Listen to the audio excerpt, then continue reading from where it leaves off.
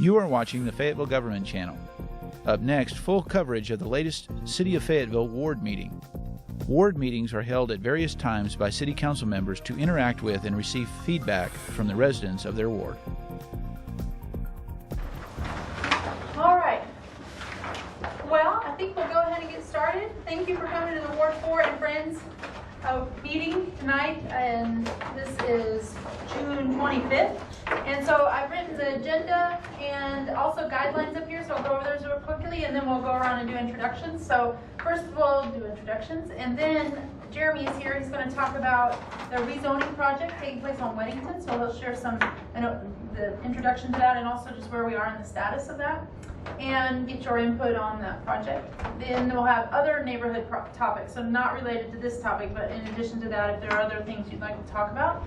And then Rhonda and I have some different announcements and topics that you'll need to just be aware of that are going on, and then we'll close. During the meeting, if we can all work on sticking to the agenda, so trying to stay on these topics generally. And then also I can help with this, and we can do is try to respect each other's time and keep us on the time frame as best we can. And then it would really help is if you have something to say, if you could kind of indicate by putting your hand, you can go like this, or you can kind of go like this. We'll try to catch it, but that helps people from competing for what they have to say, and everybody gets a chance. And then also, if you can frame your comment or suggestion in a way that it's framed as a solution, and so we can try to find or move towards progress and coming to a resolution. So with that, we'll go around and do introductions. Or how about you want to start us off? Sure. Happy to be here tonight. I'm Rhonda Adams, Ward 4, Position 1. Very happy I don't have to run for election this year. Yeah. I get 2 more years here. Yeah, it's great. I'm Aubrey Shepard, and I represent a small part of Ward 4 as part of the neighborhood, and it's being stolen and taken to Ward 1. It's already there. Before long. It's already there. But you're and friends. Yeah, that's why we put it why in. we're These are open to the public. Anyone can come to these meetings. In town. It is. Thank you. Bill? Sorry about that. You. Bill Mueller, a Ward 4 resident, and I was just reminded I'm a charter member of this organization. That's right. Charter and founding member. Beth? Beth Presley, and I can just second what Aubrey said. I'm a friend now. Yeah, we're glad that you Thanks for having a Thank friend. you. Of course. And Valerie? Valerie Bandera, Fieldstone, POA. Thank you. Thank you, Valerie. Robert McKinney, Police Department. Thanks for, you can come anytime. Okay. Appreciate I it. actually live at Ward 4. Yeah, I thought, yeah. Good. Thank you for coming. Yes. I'm Bob Hoffman with Lindsay and Associates. No, thanks for coming. Thank you. Bob, what's your last name? Hoffman, Hopmann. Good. Nice to meet you. James Butchcoder, St. Valley Property Owners Association. Thank you for coming. Yeah. Alan Long, Waterman Woods, POA. Thank you. My name is Jeremy Kennedy, and I'm here on behalf of the Bank of Wynn and Lindsay and Associates representing the rezoning exhibits. And that's me. Well, that's perfect because you're up. Okay. What I've got first is some visual aids. It looks like I've printed off enough for everyone to have one, so I'm going to pass those out real quick just so we can kind of all be on the same page, and then we'll move from one corner of the property further south, and we'll just go through each zone, and then I'll answer any questions that you have, any comments. Doesn't have to be real formal. If y'all have questions or comments in the middle of it, we can address them then as well. So I think what would help is just do a quick overview of the whole thing, Okay. and then we'll kind of open it up for Okay. discussion. So you want us to pass them out for you, or? yeah, if you don't want, Okay. I just need to keep one for me so I'll know what I'm Okay. talking about. Very good.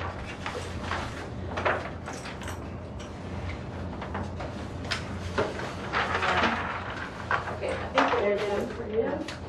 we're full, folks. Here we're trying to get it For me, there you go. Yeah, I hope you guys are better organized than the council. They're curly. They're curly. Are you going to help, Aubrey? Yes. Thank you. Maybe something. Maybe. Maybe just pass one each art out separately. That's where we got tangled up.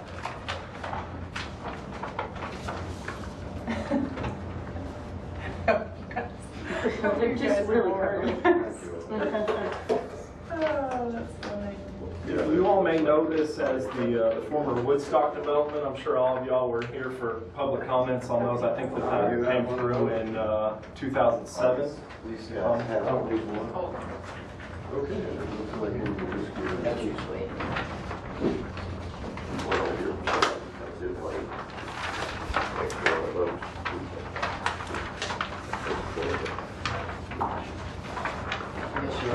Yeah, I held on to one before I sent it around. Yeah. Thank you. Thank you. So like I said, this 4 or 5 years ago came through as the Woodstock development. They did not pull their permits, so that PZD was revoked probably sometime within a year or two after gaining approval.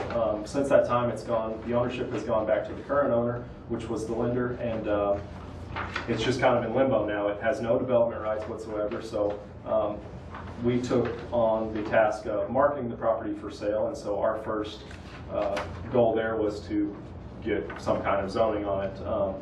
We brought it through the planning commission with a little bit different format. We went with community services at the front, and we're just going to do our RSF4 towards the back, which would just be, your standard subdivision, which is kind of what goes on to the south of the property. A little bit of mixed use in the community services, in that in that zoning district, there's a lot of different things that are allowed use, and that's what I printed out there on the black and white copy there. We can go through all those, but just wanted to kind of give you an introduction. We'll just go north to south on the property. That front northwest corner, we've got proposed community services, and then there to the east of that we have residential office. And then if you come south, which is the green area, sorry, I can go by color rather than direction here. The purple color is the community services, the blue color is the RO, and if you come back to the green color, that's neighborhood conservation, and then this yellow color that kind of outlines the southern border there is RSF4, which I said is just kind of the traditional neighborhood development pattern. We were encouraged to do some different uses and kind of mix up the zoning a little bit, just in our conversations with the planning staff, and then our conversations again with the commission. And we've had, I believe, 2 meetings in front of the city council at this point in preparation for this meeting, to give the public kind of one last look at it before we move on to the city council meeting next week. So that's kind of where we are. We can go through each zone by zone if you'd like, or just kind of see where it goes. If you have specific questions, we can kind of talk about them. What is the proposal? This is a diagram of the existing zoning, right? This is the proposal. This is the proposal. There is no existing zoning right now. Okay. The land actually has no zoning, which is kind of an odd place to be within the city limits, but that's where we are. I remember you said that now, yes. But Jeremy, the planning commission just said make it rural or agricultural, residential, or whatever. Yes. And this will be council changing that to something else before it approves anything. Right, so before it went to PZD, it was RA. And that, so technically it is RA. I mean, that would be the natural. Right, it's kind of in limbo because the PZD didn't work, but if nothing were to happen, it would go back to RA. But right now, this is the proposal by the current applicant owner. And so I think one thing, so yeah, I know Valerie, you were involved in the original PZD discussion. Were there others here that were in on the the former PZD discussion? Just as a spectator. Okay, and you remember that process? What year? That was 2007. See, that was before my time. I was told that it was 2007. I know I was not involved in that. And Jeremy, at the planning commission meeting, I was there, and when you presented this, and there was only one speaker from that area there, and that was in opposition to it, and I don't remember exactly why, but you've changed it since then. We have changed it since then. That original proposal was community services across the front, which on paper leads you to believe that, okay, it's going to be all the same thing at the front and then all the same thing at the back. But community services allows multiple different uses by right, as well as multiple different uses by conditional use. So I think the color-coded piece of paper did a little bit of a disservice in that it didn't necessarily show all of the different uses that could be developed. You know, it wasn't just going to be a strip center across the front. You know, it could all be developed as individual lots. It could have been offices. It could have been even residential. Single-family dwellings are allowed use in community services. So that's kind of where we stood.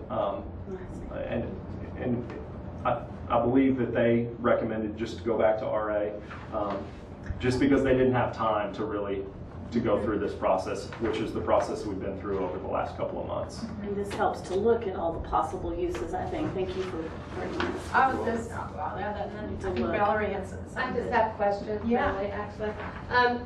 So this will be zoned, and later individual people, individual contractors will come in for each one you develop. Like, let me see.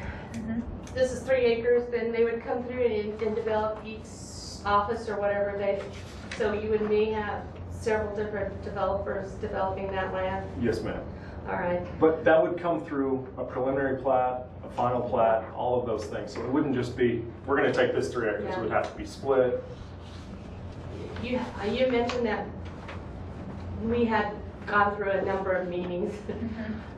Is there a way that the original agreements or the original plans that I mean, there were a fair number of residents involved in that, to go back and look at what the previous developer and the residents has agreed to, and trying to keep that same plan, even though you want to have individual developers, but still keep the overall plan that we had agreed to as a kind of a landscaping buffer, the building, and then parking. I mean, we never really cared what the office type or anything. I think you had different things, but the concept of buffer. No, yeah. What we wanted to get away with was the stuff that, you know, that's already on Weddington, where you have parking in an ugly building. We wanted to get away from that. Because there is a residence there, and then also along Weddington there is that trail. Well, actually, I don't know what they call it now, but it is quite frequently used. So the concept was to keep it as an enjoyable walk. So if you had landscaping, people would still enjoy it and entice them into whatever. So walkable. I would just want, yeah. I mean, there are a lot of people still walking it because there's really no trails out there. So Getting better. But there is. I don't see any of the procedure, but people are using it, and I just want to know if there is possible. I don't know if the planning division or the city council is that they pull those in as a concept or something. Try to keep to what the residents have already done, because I don't think we really want to be working. We don't want to go through all those meetings again. I don't. No, it's a really good question, and then I think you make a good point. I wasn't at the planning commission and everything because I didn't hear about it. The only reason I heard about it, saw it, was because of newspapers. So it would be nice to have, if something comes up in that, you know, in that development, that we get notified or something, and that we can pass around. I know that they put signs up recently for this. Now, was that the note I saw?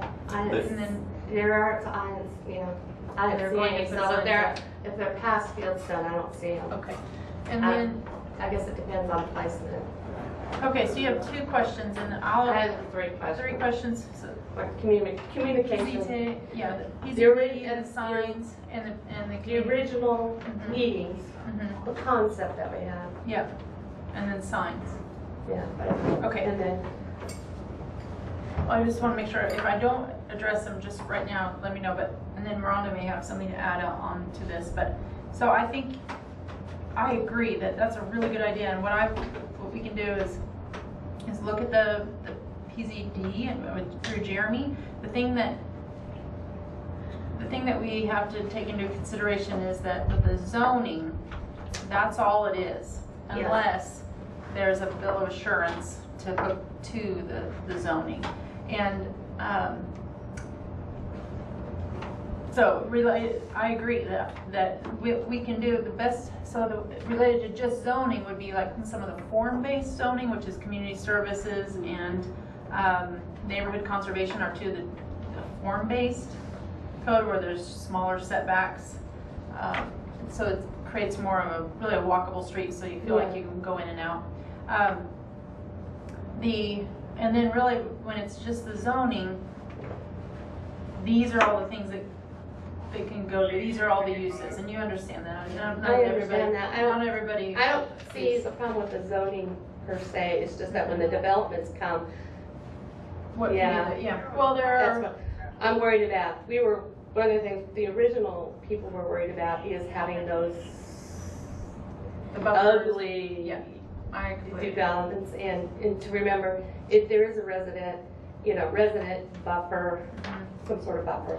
Is there a way, I have a question related to that. For the residential office, one thing that I don't know that anyone has a response right now, but as far as the smaller setbacks, the narrower setbacks on residential office, so residential office could be the little office or homes.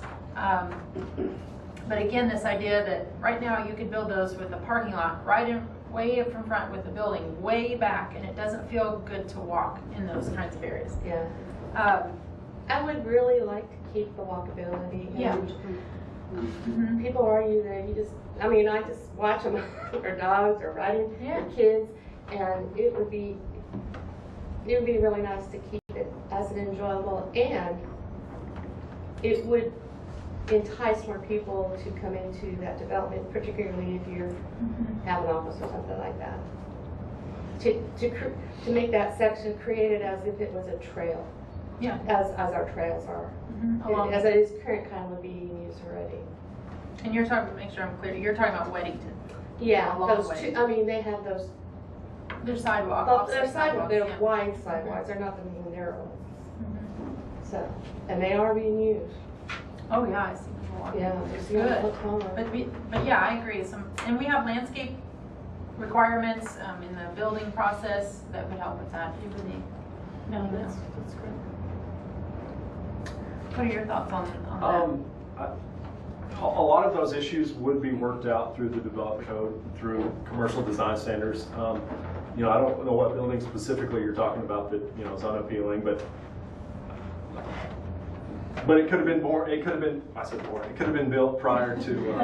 No, I'm talking. The one. Prior to the commercial design centers being. The buildings on College, and there's a few on Weddington that are set back. Parking lot, sidewalk, parking lot, and an ugly building. Yeah, I know that the landscape ordinance has been. I don't know what the word is, but revisited, and I know that it's a little bit more stringent, and I know that there's landscape islands that have to be in place now. I know that there's a 15-foot buffer between the road and where the parking lot would start, so you're not just going to have a parking lot right there on the road. And as far as the trail, I don't know what the trail plans are for this area, but it's not. It's already there. It's the concrete sidewalk. It's a larger than normal sidewalk. Well, again, it's dangerous to assume, but I don't see that would be torn out. I would think that through any development plans that would have to be. What I'm saying is it's being used, and that if you develop it correctly on that side, it would entice more people to go out. As more to make it more enjoyable, more. And I think a 15-foot landscape buffer up against that would probably satisfy that, and would probably encourage people to continue to walk on that. And make it more enjoyable, and encourage more people to walk. Thank you for those points. One thing, this area down here is already single-family homes. Are they RSF4? If you pretty big houses. You come off of, say, the longer portion down Broyles. This area immediately to the south there is percent in place subdivision, which is RSF zoning, RSF4 zoning. Now, if you come over here, I believe that might be RA zoning, which would be 1 unit per 2 acres. So these are larger lots along here, which is why we kind of wrapped with RSF4, is kind of give you a transition before you get to more of the Before I forget, when I was out there today making pictures, there is a current sign saying it goes to council on May the whatever, first week of May. Over here, there's only a planning commission sign saying it will go to planning commission in May, so. I put those signs out the meeting was on Tuesday, so I was there on Wednesday. Because they had been removed They had been because removed. it wasn't going back to planning commission, so. Correct, so yeah. there were city council meeting notices there that it's going to There's, I July don't believe 3rd. there's one this whole strip, but, and this RSF4 already has one existing house and barn. Yes, sir. Now, do you expect that nice, beautiful house and barn would be destroyed, or would that necessarily be redeveloped? I mean, it's like the kind of place people beg to buy. Yeah, in fact, we've had a few calls on people wanting to buy right now, but with the property kind of being, In limbo. we have, the bank has not put a price on it. Yeah. But Does the bank own that house? yes, Okay, the whole side. the whole thing. And there's one up here too that's looks pretty good. Yeah. Oh, yeah, it'd be nice if they could incorporate that. Are there other comments or questions related to this? One thing that has come up by a few different council members, including myself, is why not community services or across the front, all the way across, was something that we brought up, and the reasoning was that actually the residential office is less intense of a use than even community services.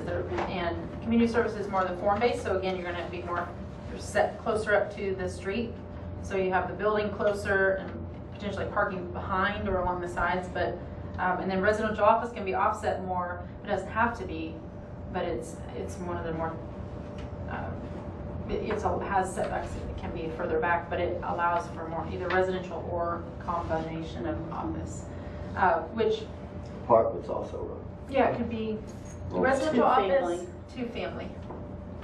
No, I'm It'd sorry, be like community housing. services could have. Community services Could could have. be, yes, I multifamily. think the original, what was there was they were gonna have like 2 or 3 story apartments, and like the bottom were stores or something like that. So, On the corner. on the corner of, in there, actually, In the purple. on Weddington, purple, yeah, it was kind of there, yeah, purple. I think that was gonna be a little more developed. And I think even on the corner of, what's this, on this one corner, they were thinking about even like something like a bank or something. Okay. I think that's, Which was fine because it was gonna be right across from a church.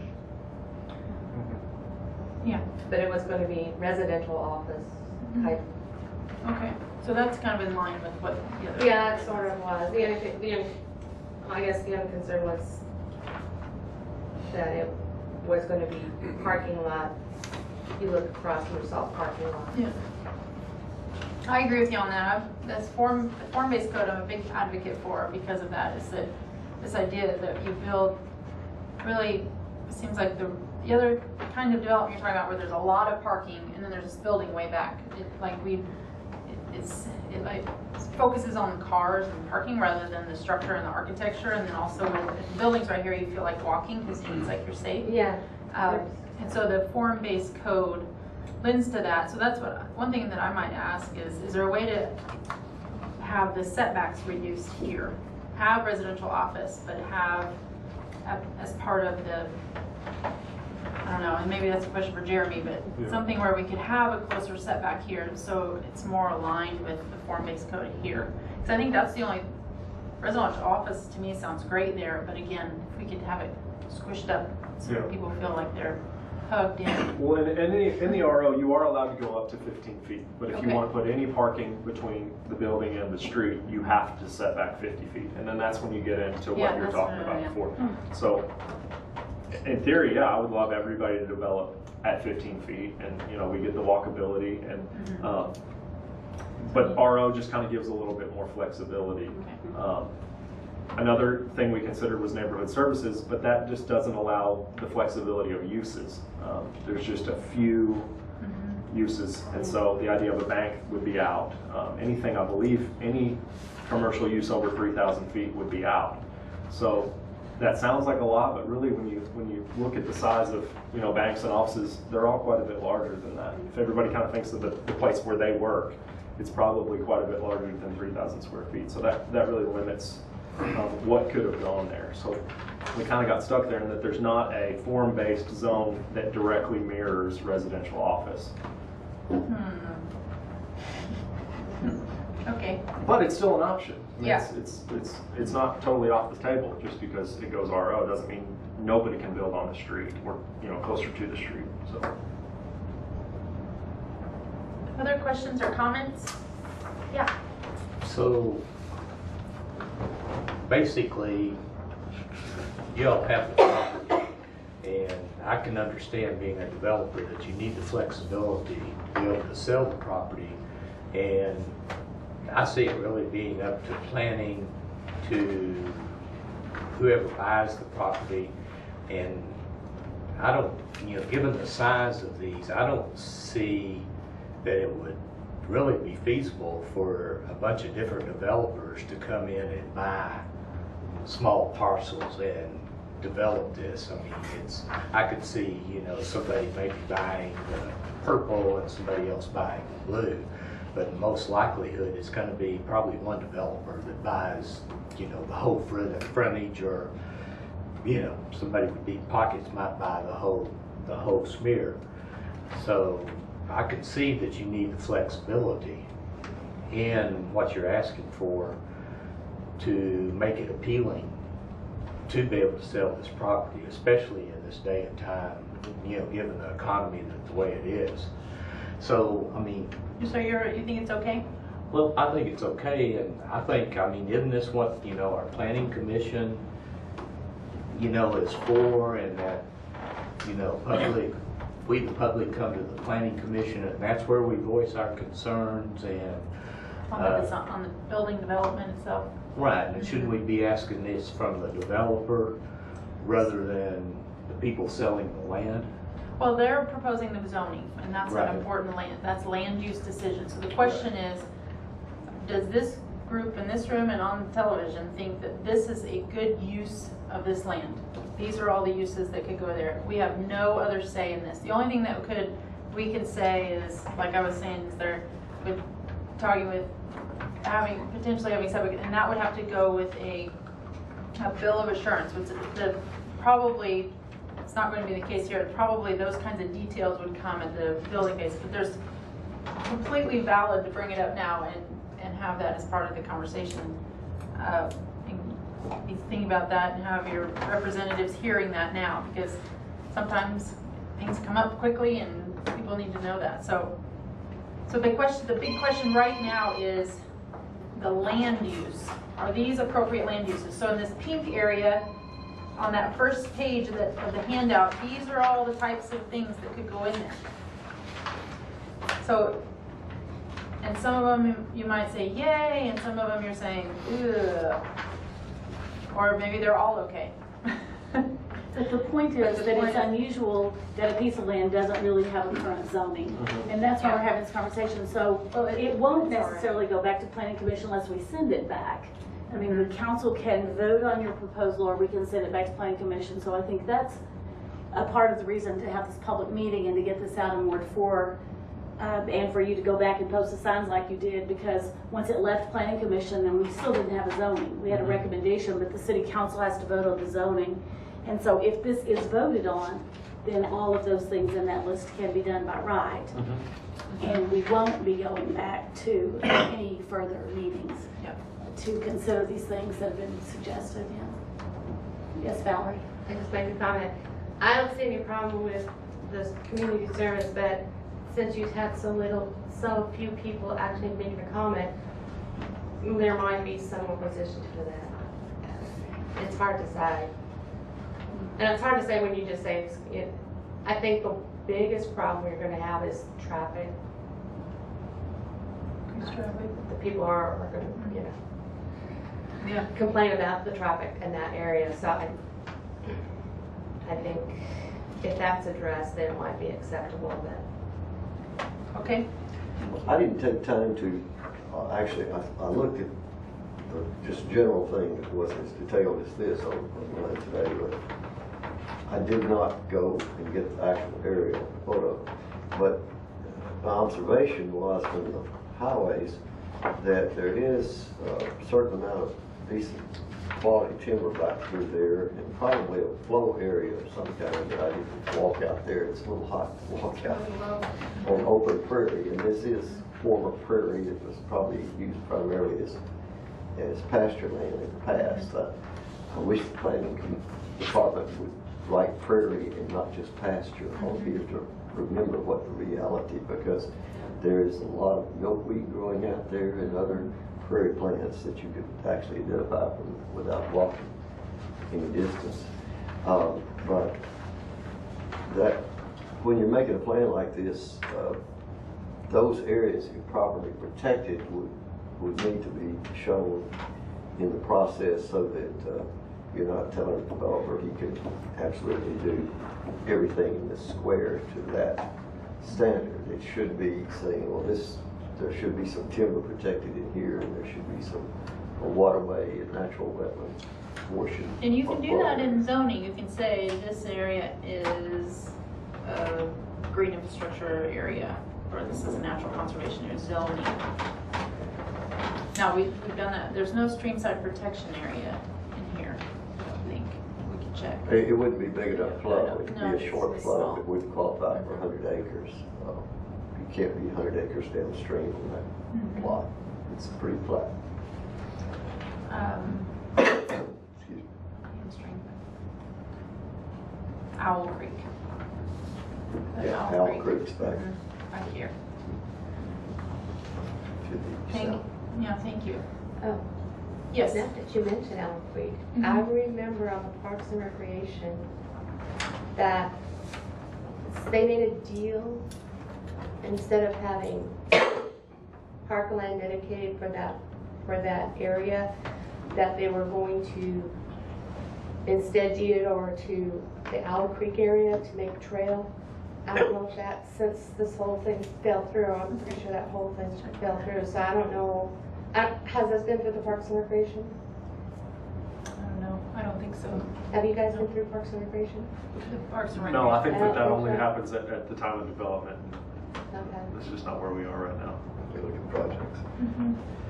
I remember that would be they a were thing to check on. in lieu. Yeah, I mean, if somebody in came lieu through of and having- developed a subdivision, they would have to In dedicate lieu of parkland. having land set aside for a park or something, where they were going to deed out for Owl Creek Trail, a trail that the Parks and Rec.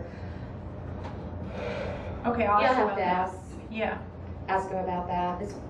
okay. I Thank think you. you'll remember that. So we will, this will come back to the council on the 3rd.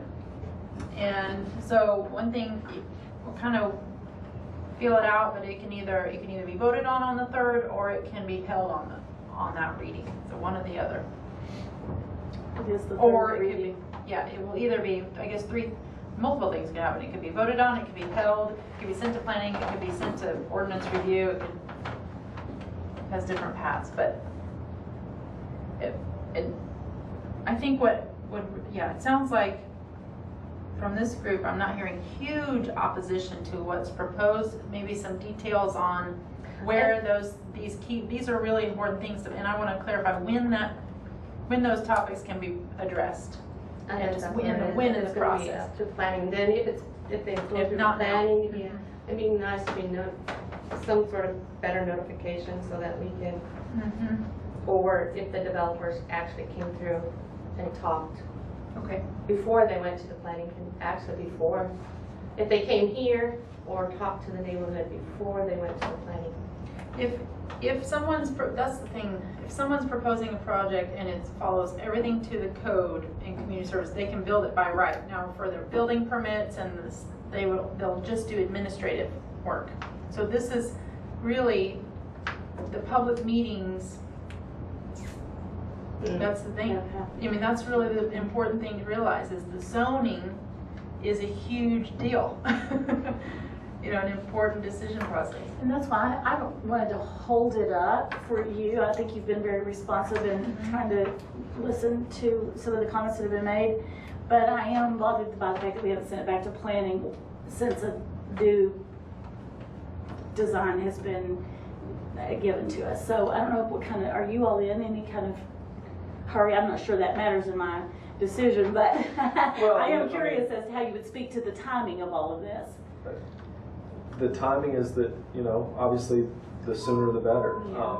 You know, we're kind of in the middle of the, you know, the summer selling season, and You get the people- signs even, out even when, in yeah. on raw land. I mean, Yeah. this property moves more in the summer, I so. mean, it's for sale now. It is for It's sale just that now, it doesn't have the but- zoning attached, yeah. right? But, you know, if somebody said, okay, I want this Sending 2 it. acres at the corner, what can I do with it? Right, I I don't got know. you. I don't, we, you know, Sure. we We don't don't have know. something to tell them, so. Sure. And I think planning not having looked at it or, you know, proper notification, but the notification that went out before the planning commission meeting was the community service all along the front. Yes, it And was. so there was notification that community service was on the docket, so to speak, for that front portion. So, and that seems like that's where most of the discussion topics have been, is that commercial, what those commercial design standards look like, what are the buildings going to look like, and what's going to go in them.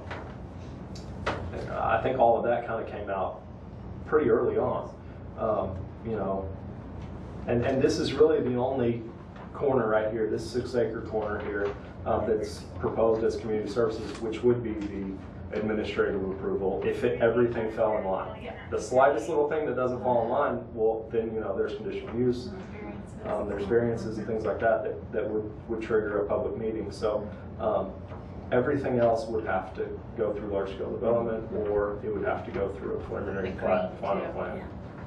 These two.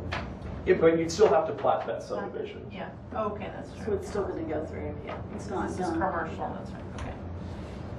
That helps. Thanks. And there's going to be lot splits. You know, I mean, if anybody develops anything less than the 33 acres that's here, there's, you know, and lot splits will probably be seen by the planning commission. I know there are some administrative lot splits, but And then if it gets appealed, it would come to council.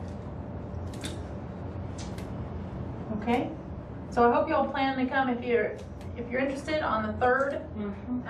It will hear it again at the city council meeting. A week from tomorrow night. Okay. Thank you for coming and sharing some of that history, because that has been my biggest problem with this whole deal, is that I don't know the history, don't know what the neighbors want. There was only one speaker at the planning commission meeting. That didn't mean there were a whole bunch of others that wanted to be there and couldn't be, but I'm glad we were able to put you on the agenda tonight and invite Ward 4 members to come. Thanks for being here, Thank you. doing Thank that. you for Appreciate you having me. very much. absolutely. Also, I would encourage you, so when the city clerk sends out the agenda, and are you receiving those emails, Valerie?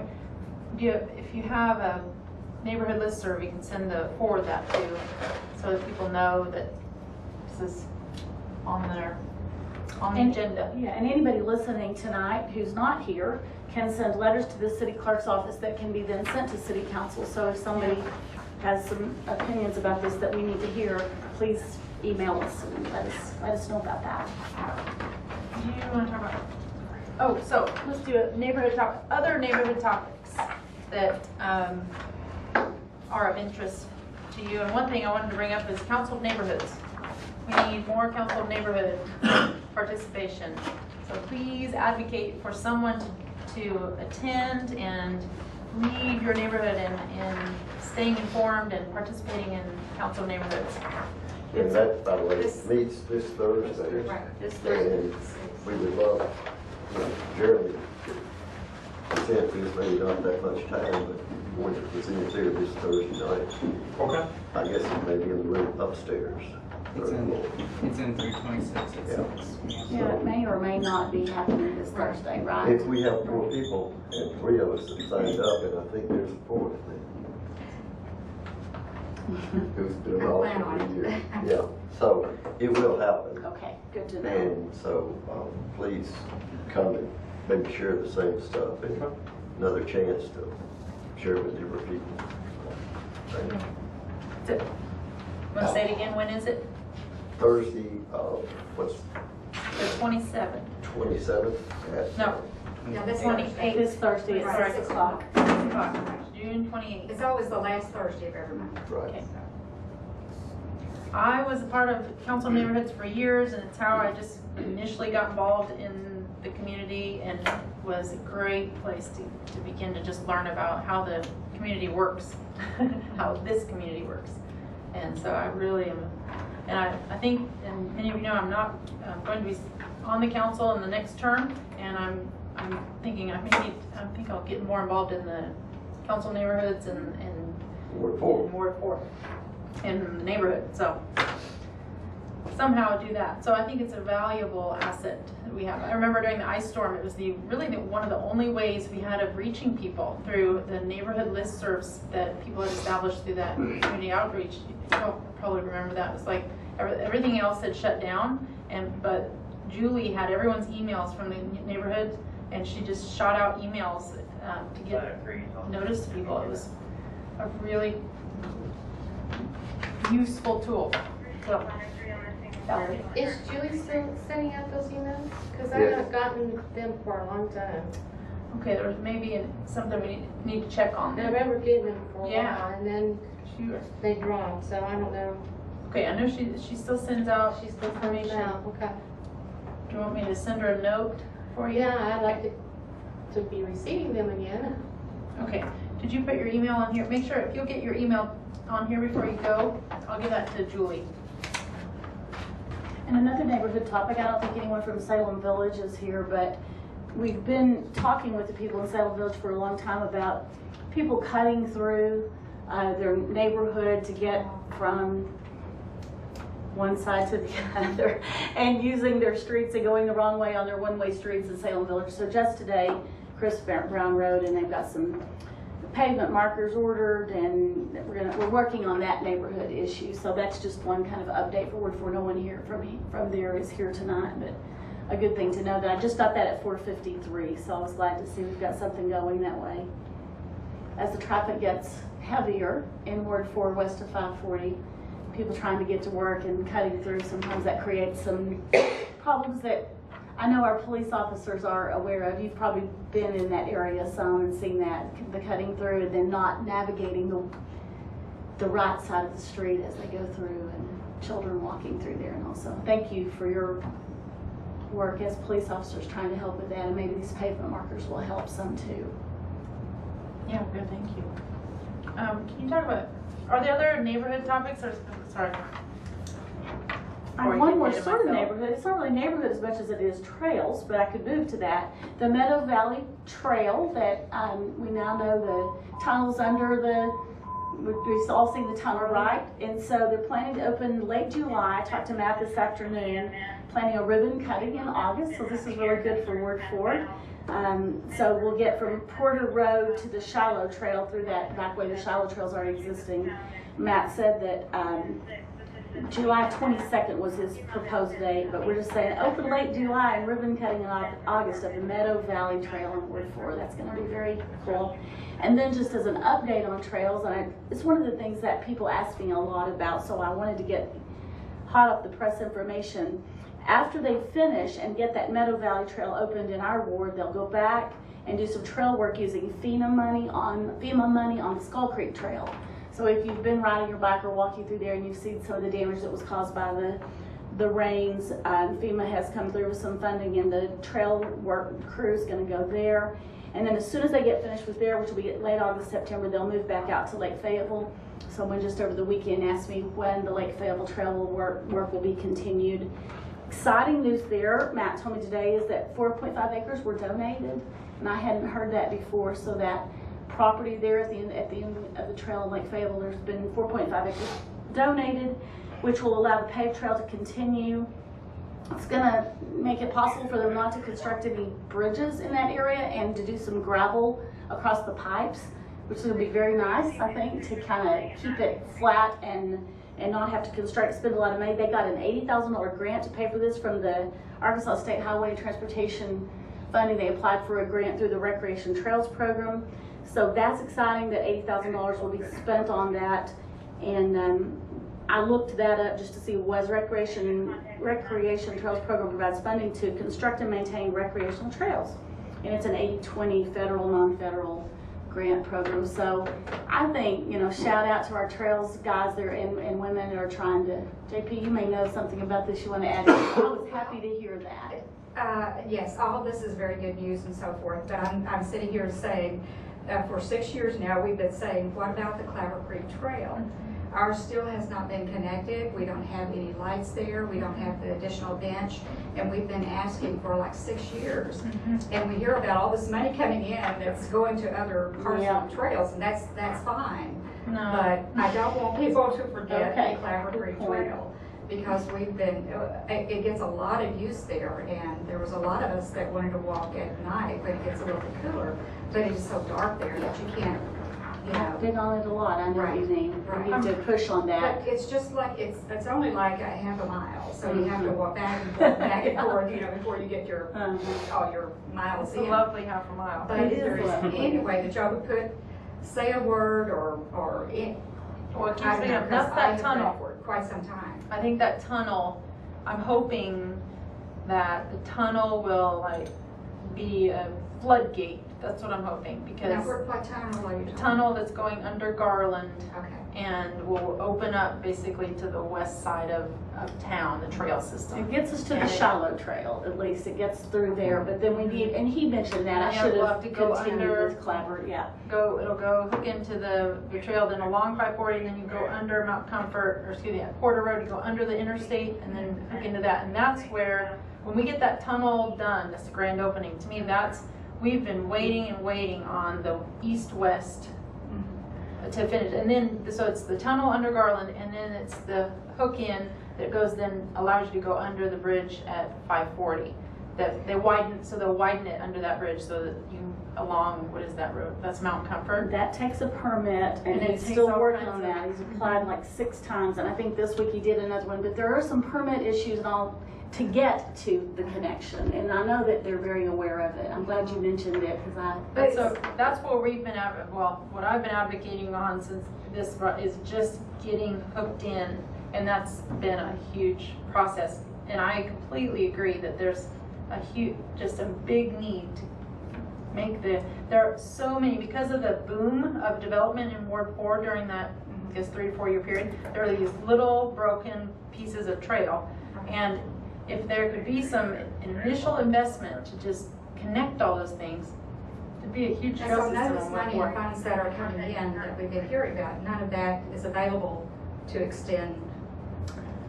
it was Claver Creek. a maintenance. So where the bike trails are, the way I understand it is where the bike trails are and the nature trails that are soft out there now. They're going to be able to leave those because of this donation, and then just build kind of around them to connect to finish the trail at the lake.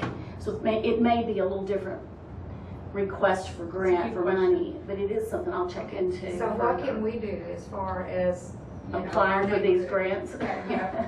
So, I think some of us are almost willing to do anything to just, because it's been so many years that we just, feel like we're being forgotten out there. We know we're not, and we understand the situation. But This is what you can do, just what you're doing right there. And And I've got it and marked, and I'll also get back to you with some information. call planning and talk with Matt, and it's just keeping it at the front of people's minds.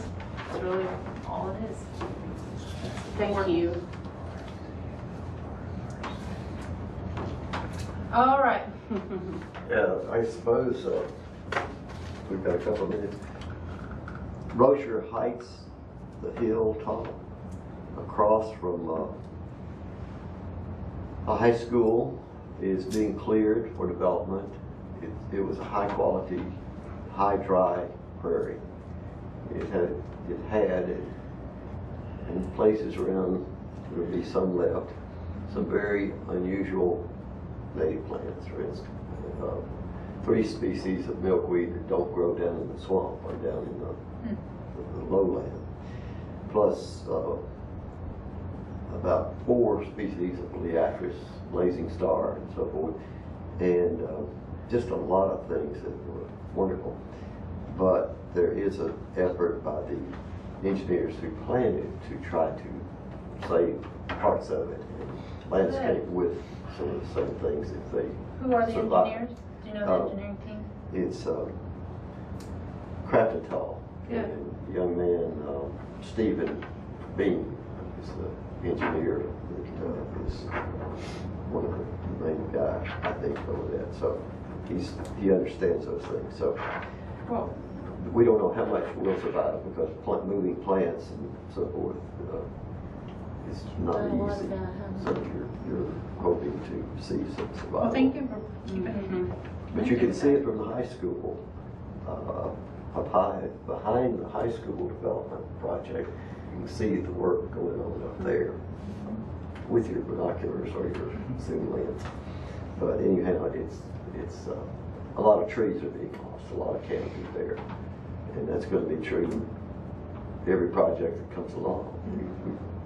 We don't protect as many trees as we started out with that ordinance years ago. It's pretty different. So it's kind of up to the people doing the planning to voluntarily make an effort to keep existing large trees, not just what they're forced to. Thank you. Yeah. No, thank you. And I'll follow up with you about the contact at Craft and Toll. Talk to them about, because I think that's important to recognize them. Okay, so one thing that, couple things. One, the energy code I'd like to talk about, the resource management plan, and then from over here we're going to talk about the street committee and your goals there. So first of all, the energy code is something that I brought up not too long ago, but the mayor is sponsoring this. Staff has developed it a lot through a huge stakeholder process, including the Home Builders Association, and they work closely with them. Matthew Petty has worked on it and sponsoring it, and I am also sponsoring it. And the energy code would create the standard as the 2009 International Energy Code. The state of Arkansas is at the 2003 level, and it would put Fayetteville at the 2009 level. And so it is going back to, I think, 33 states are at the 2009 Energy Code, and some at the 2012 level. What the stakeholder process indicated was that there aren't enough, that the economy, as far as the businesses and the service providers, they wouldn't want to go to the 2012 level because there isn't the technical expertise there yet. With the Northwest Arkansas Community College Technical School, Green Energy campus here, or what is it, it's a Green Energy campus here, right over here by the mall, with classes and energy audits and kind of green job type skills. That's going to be increasing, and then what this does is create a demand. So people coming out with the training then have jobs when they come out of that. And so there's support from the Home Builders Association, as well as people, and of course the home energy audit industry, and they had a lot of developers and builders, of course, involved, as well as the Green Economy group that came out of the Fayetteville Forward. They were involved in that, and so it's really exciting.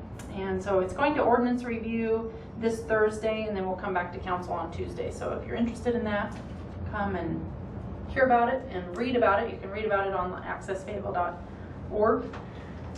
And again, we'll be discussing an ordinance review this Thursday at 5:30. If you're interested in coming to that. And it's in room 326. Yes. Is the city gonna train personnel, inspection personnel, and inspect and enforce these codes? So our building services people will have that, they'll be able to do that. For sure. That's part of the plan.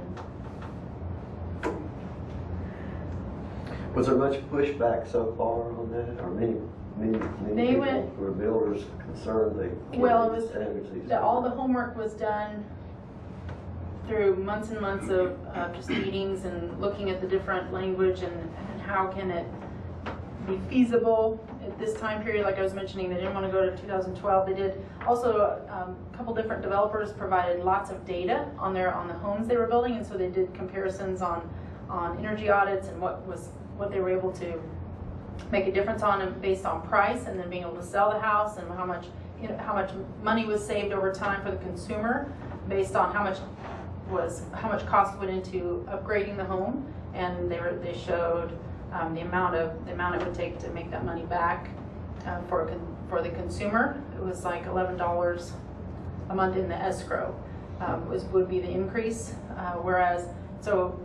but you would be saving upwards of 40 or 50 a month. So actually you're making money as compared to the amount you would invest initially in buying the home.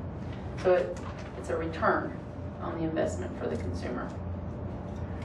And then it also, the gentleman from the Home Builders Association was saying that it's a way to differentiate. So builders can differentiate themselves based on the energy efficiency of the home as well. Those are National Home Builder Association figures. And no, they ran them here. They ran the study here. It was local numbers. But those happen to just coincide with the national. Yeah, they align with that. Good. Yeah, they align with that. I'm a certified green professional through the Home Builders Association, and I've built some, very green houses. And the problem we keep running into is getting the public to recognize that, unfortunately, it's, what the house looks like is what sells the house. One thing that part of this will have is it'll have a Sticker. And that's one thing that the home builders folks have requested, that there would be a way to communicate that this is going on, because the real estate industry may not communicate that with a buyer, whether it's just an individual. They may or may not know that that's the case. Maybe they're new to the community or something. So putting it right on there in the front, everybody knows, and it makes it more open and transparent. I talked with John Coleman about doing that, and he was reluctant. But anyway, I'll tell you what will make or break that program, and it will be the city inspection. I'll check. I'll double check on make sure. But I remember Jeremy talking about that. But I'll check. What in the past is cities have not had their inspectors. The inspectors have backed down. They have had builders, guff from builders and stuff, and they've not stood up to some of the builders. I mean, I voluntarily build my houses very energy efficient and stuff because it's good business, it's good practice. Mm-hmm. So you're saying they double check about training for the inspectors. Right. Okay. They need to know what to look for, and then they need to enforce it on the job. If they find a builder has, say he's insulated and he's gone too far with the project and not done it correctly, rather than saying, okay, we're going to let you go this time, but next time you better do it, they need to say, tear it out and do it correctly. Okay. And that will make it work. One thing I thought was interesting, and then we can go on, but just the 2012 level energy efficiency, the houses or the buildings were so tight that you have to build in ventilation to allow for just ventilation of the house. What's called ERVs, Energy Recovery and Ventilation Units. I've been doing that for 8 years. And yeah, the houses are so tight. You come in like the garage and shut that door, and that insulated garage door, you'll hear it suck in a little bit. Yeah, it's amazing. And if you don't make up for that ventilation, you can actually cause your, the environment will appreciate this, you can actually cause your gas water heaters and stuff under certain conditions, they'll pull CO back in the house and stuff. Yeah. So You have you've to got have good ventilation. yeah, you've got to be very careful. This when is you why build they these didn't want to go to houses. 2012, because the technology in this area, as far as the training and the local expertise, is not there. So for 2009 though, it is, and so it's like, and then the next step we can move towards when the industry catches up in this area a bit, or not catches up, but just gets ahead. We could potentially move to that, in that direction. We'll see. So come on out on the 3rd, July 3rd. We'll talk about it again. And as I said, it's going to ordinance review with the intention it'll come back the 3rd. But if it gets stuck or whatever in ordinance review, it may not. So. Okay, then the other thing I wanted to point out was the resource management plan is still an ongoing discussion. We'll have an environmental action committee meeting on July 12th at 5:30. This is a discussion about the city's recycling and what to do with its waste. And right now we have dual source, meaning separation at the source where it's curb separation, and that maintains a clean stream of recycled materials. And also then, of course, the consumer is then educated about, okay, this is plastic, this is glass, and you think about what you're doing. Then there's also we maintain buyers that way in a difficult economy, so buyers of those commodities like a clean product.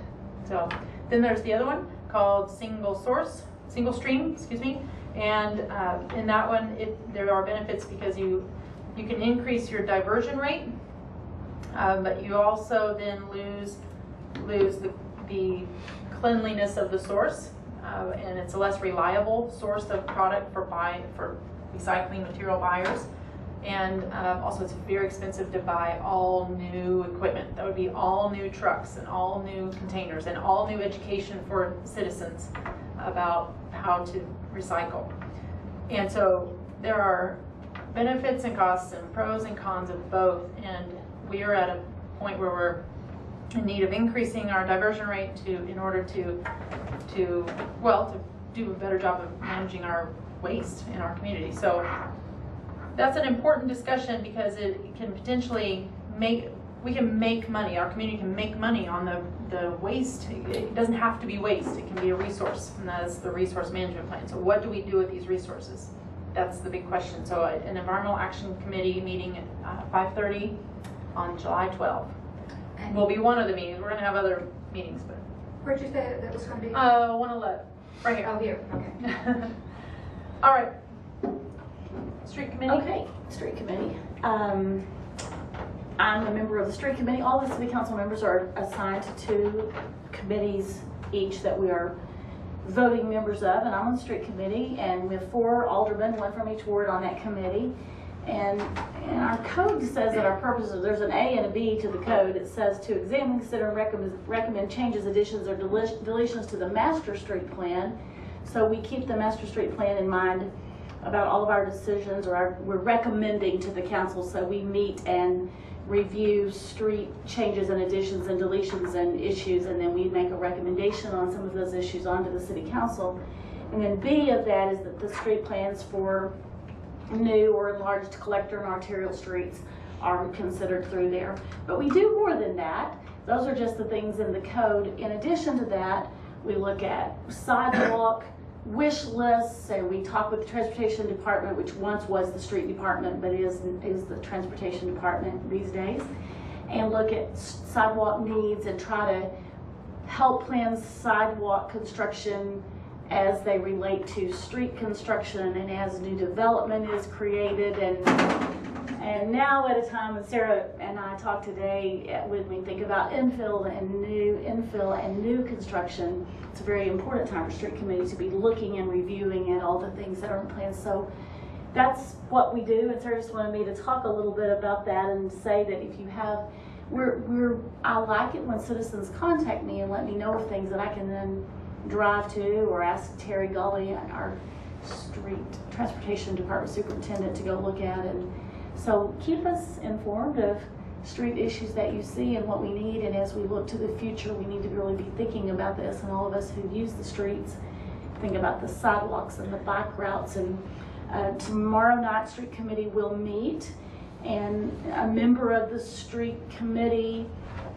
And it's an interesting thing that he's done. Matthew Petty, an alderman, is looking at how we might incorporate existing streets into getting the bike traffic, something called the Spring Street Bikeway, that gets bike traffic through the downtown area and back connected to the trails without really constructing new trails. So ways to save money and use our existing streets without taking land and putting in new trails and roads. So those are really interesting things on the street committee. And then as we think about the roundabout and the new additions to the streets out on that side of town. Kind of a transportation. It is, and I actually wrote today to someone in the city and said, shouldn't we be the transportation committee instead of the street committee? Because the code really does look very limiting to what we talk about, and it's a really exciting committee to be on. I'm glad to be on it. And if you have ideas and thoughts, and I know we were able to pull some things in Ward 4 up to the front, JP, that weren't on the plan at the beginning of 2012, but we realized should have been. And so Terry was able to move some money around, and he looked at these streets and said, they do definitely need some attention, and they need it now. So it's real important for us to have the attention of our citizens. That's why there's one from each ward on there, so that we can listen to citizens. This is right, and thank you. So thank you. And this is why I think it's important for you all to know that Rhonda is on the street committee. And that means if you want a sidewalk, if you need a road fixed, and of course you can contact me too, but she is the one who does the advocating. And a lot of times things don't come to the council. They're decided at the street committee, whether, what the plan is. And then at the council, we just say, okay, because the rest of us haven't really heard the rest of the context. All of the debate happens at the street committee. And so things that, like recently in the development of Project Cleveland with sidewalks and whether or not traffic was feasible and lights and that kind of thing, that happens at the street committee. So it's important for you to know you have an advocate, and your advocate is on the street committee. And that goes all over Ward 4. And the same thing goes for Water and Sewer Committee, for my role on Water and Sewer. Now, we don't have that kind of thing as much where people are saying, can you fix my water and sewer? We have, and I do a lot of actually my own just reconnaissance, walking my dogs and watching for, if you ever see a funny green leak coming out of the, if there's moss growing in the water that's leaking along the ground, it's not rain and it's not a sprinkler. So you need to report that. So those kinds of things and getting focused on those kind of things, that's where I think I can come in. But street committee is such an important place because there's so much use and there's so much demand of those places. So please communicate if there's an area that, wow, we could really use a crosswalk, or the trails or the sidewalks and bike paths, and pushing for those kinds of things. And I agree that unless it is brought up at the street committee meeting, there will not be attention put on a sidewalk in Ward 4 and a street. I mean, they look at the biggest damage, and then if there's no request for prioritization, they'll just go with their own, and they do a good job of going around and finding the needs. And there's also things that are on a rotation. But if something's not that damaged and there's something else that needs work, then that's where the discussion at the street committee can come in. So I've had a lot of calls about requests about streets, so that's why I'm here to say, also, as a street committee, those kinds of like sidewalk issues. One thing that came up on the discussion about Project Cleveland last week was whether or not along Cleveland they would widen it to 8 foot, and there was a request that, whoa, we don't want that 8 foot because it would take out some of the yards. So maybe we don't need 8 foot, or at least it should go into the street and not into the yards. So, those kinds of discussions, that's a street committee level discussion, and that is important. It's important. And we rely on you all to communicate. You're out and about and see the sidewalk needs and see the trail needs more than, we can be everywhere. So the other committees are ordinance review, and she's on nominating committee, also a super important one.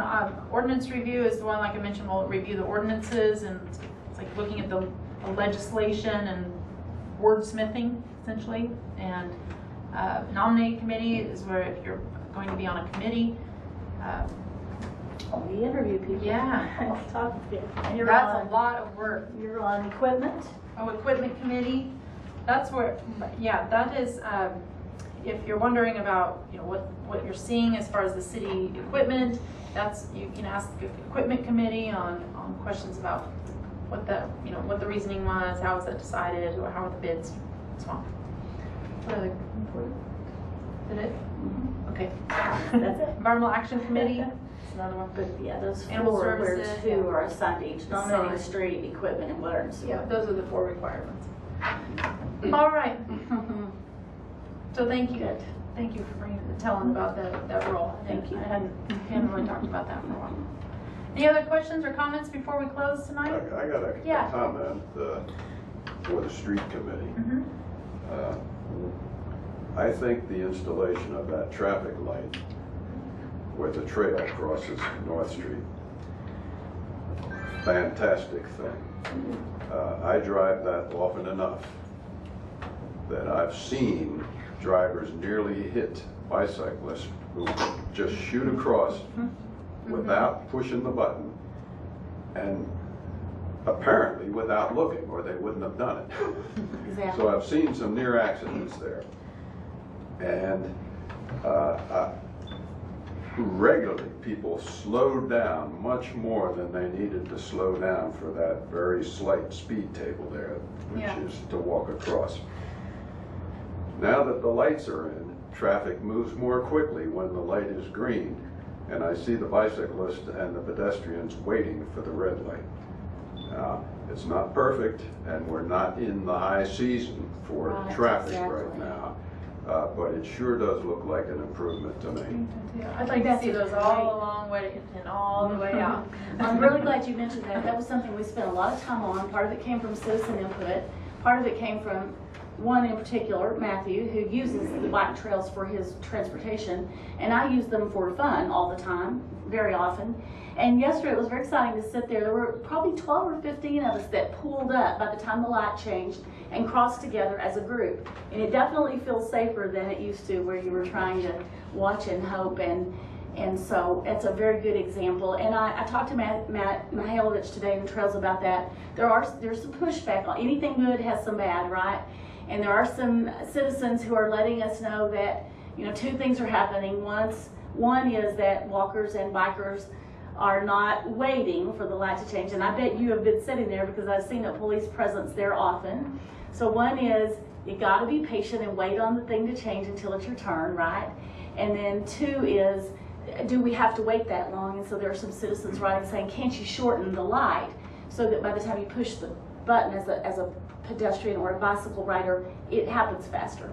So who do we be friendly to? The people crossing or the traffic driving? And so we're looking at that, and they're sitting there. Y'all are considering it. The police officers are watching it and reporting back, and Trails people are looking, and those of us who use it a lot are reporting what we found. And I invite especially people who are using it and driving, and people who drive North Street, let us know what's not working there. Let us see if we can tweak it a little bit. But I think it's a huge improvement. Didn't cost very much. The city already had a pole that they could utilize. They already had a light system.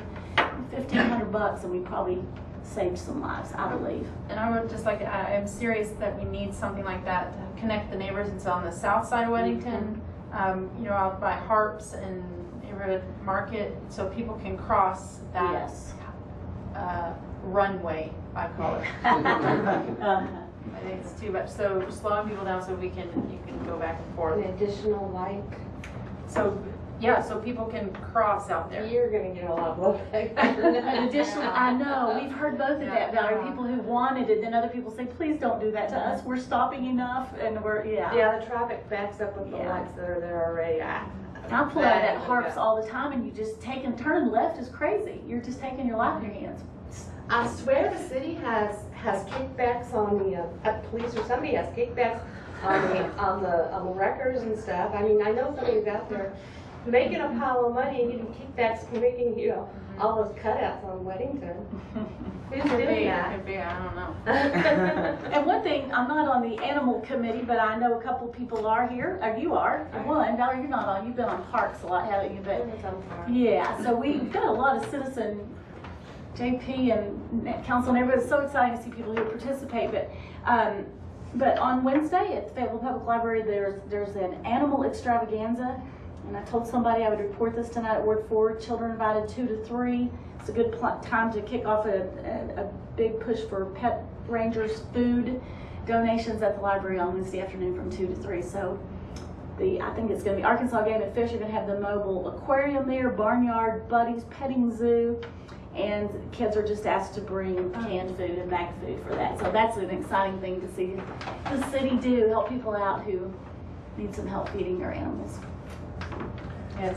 I'd like to make a comment on I think the stoplight on North Street is fantastic. Okay, good. Yeah, we needed that a long time. Isn't the figure that the city residents that uses the trail, isn't it 5%? I have to check, but it's going up, as I understand. They put a counter out there Well, to anyway, check the numbers. I would like to see it. I watch a lot, and none of the bicyclists or people walking stop like they're supposed to. And if you think about it, I mean, a lot of the citizens driving the stuff, a good percentage of them are working, you know, it's commerce in Fayetteville. And, you know, a lot of the trail use, or I guess virtually all of it, is for pleasure. Oh, I don't agree. No. I want to see people commuting. Community. People commute to work on Transportation their, system. on the trail. What percentage do you think that would be? I have multiple friends, and that's anecdotal, but I know a lot of people who do. Now, whether or Okay. not, Okay. so that's an important part of it. Okay. If But I had anyway, known you were going to ask that. Yeah, we can find out the numbers, but it'd be interesting to see if you could come up with a number on Matt, I that. think, has some We- estimates. But Yes, anyway, yeah. do you think that people, you know, the bicycles, excuse me, officer, aren't the bicyclists supposed to obey all the laws that automobiles do? They have the same responsibilities and rights to the road as motor vehicles. Right. Don't you think that that law should apply? I That don't people understand on the question. bicycles ought to obey the law? Well, they have the same rights and rules as cars, so. So they should obey, just like cars should. Sure. So my point is, they don't stop at the stop signs and stuff for the crossings and everything. And I've almost hit some people. There's some crossings where they're not very visible. And I've almost hit some people because they just fly across there. And I mean, that's very dangerous. So, you know, I know the officers sit at these places sometimes and, you know, watch for the cars. And do you, when bicycles go flying across there, do you stop them and warn them, or? Sometimes cyclists, or I think we call them petacyclists, are stopped for violating traffic laws.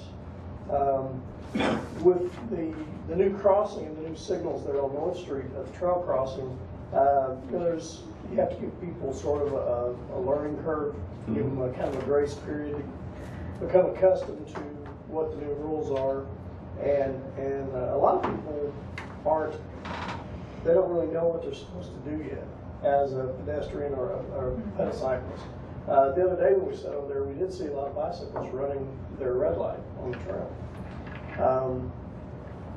So, you know, that is something that we can spend some more time watching as we can, and stopping people that run the red light when they're operating a bicycle. One thing I thought of when you mentioned the duration of time for the light to cycle and making the wait for the people on the trail shorter, you have to consider the reaction time for the motor vehicle traffic that's moving about, I think it's about 35 miles an hour there is the speed limit. They do need that time to recognize the yellow light and know that they have to prepare to stop. So. You know what the strangest thing I've seen at that, and I've been through there, I don't know how many times, a whole bunch. Drivers in cars, motorists, will still stop Out of green. and wave us. So yesterday, I don't know, I would have been the guy that Butch is talking about, would have been getting ticket, because they're stopped and they're telling me to go on, and I'm trying to tell them that they have a green light and I'm not supposed to do that. So my husband's like, don't you dare pull out there. I'm like, yeah, but they're being so kind to let me go. And so again, it's not necessarily, I stop I'm one of those that you probably don't see that actually does follow the rules, but on a bicycle. But when cars are being nice and waving you through, That's very I've seen dangerous people go because, through. They become the traffic officer at that point, don't they? They assume the role of you remember traffic the vehicle in director. the outside lane that stopped with a green light and Yes. waved the bicycle through, and the vehicle that's on the inside lane, I've seen, it's a green light, and they're gonna Yeah. keep going, Very so. dangerous. I just it's think very it was dangerous. unbelievable how dangerous that is. that we have a great need for education on this, because motorcycles, or motorcycles, somehow I got that, cyclists and pedestrians and even those of us driving cars and so forth, it's still not clear to me as to who has the right of way. And we're talking about North Street and so forth, but there is a potentially very dangerous area, that Sycamore at Leverett Street, that crossing right there. Because I've come through there several times at night and there's not a light there. So people are crossing and you're right there almost up on them before you realize that somebody is over here and is potentially going to be out in the middle of the street. So that's a very dangerous area right there, unless a light has been placed up there just here in the last couple of weeks. We have And it's been very dangerous as well because nobody knows, even if you do stop and let somebody go, cross over, then this other lane here, this car is going to continue on. So there's been a lot of times where I've gone through there that, there's been a lot of occasions where there could have been a real bad accident there. One of the things that's been interesting about Street Committee, and I would encourage all of you here and people who are watching to go online to Access Fayetteville to the meeting agenda video, the videos that are out there. You could go to the Street Committee, and about 2 months ago, I wish I could tell you what the date was, they did the city folks did a presentation on what the standards are, like the warrants for when you install a light, when it warrants a need for a light or for some traffic control. And so whether, we looked at those warrants to help us form a decision on where to spend taxpayer dollars and cause people to stop and start. So go look at the Street Committee meeting videos, and that was a particularly good presentation because I learned a lot about what the standards are for cities all over the country and what warrants the expense of putting it in and causing people to stop and start their cars. And so I thought that was very interesting, and I'll send you that link if you want it, but I encourage people to watch those meetings because we're trying to look at best practices in other cities and data and studies from other cities when we make decisions on what we recommend the city council approve as we work together. So we're looking at facts and figures and stats, and warrants was an interesting thing. How many people cross that intersection at that time going both ways? How many cars and how many pedestrians and bicycles? A very interesting criteria, yeah. Mm-hmm. There really have been very few collisions on those Good. crossings with vehicles and bicycles or vehicles and pedestrians. Well, I appreciate your presence there too. I think that's part of education. When you get to that and you see a police officer sitting there, you're like, oh, what am I supposed to do here? Rather than just going on through. Sometimes it may even gum up the process where people don't do what they normally do because they're not sure what to do. But they see, police cars sitting there. Well, the flashing signs too that were installed on the trail. So if you're riding your bike or walking and you see the flashing sign that says up ahead is you've got a brand new signal, that was really helpful. It gives you some warning before you get to the intersection as a trail user. So I thought that was a really good education piece. And I agree with you, Jackie, we need to do as much as we can educate. Starts in elementary schools or preschools, how to mind traffic signals That is the comment I was going to make, that this is a problem which is best addressed in the schools. Yeah, I think well, we do have a crosswalk.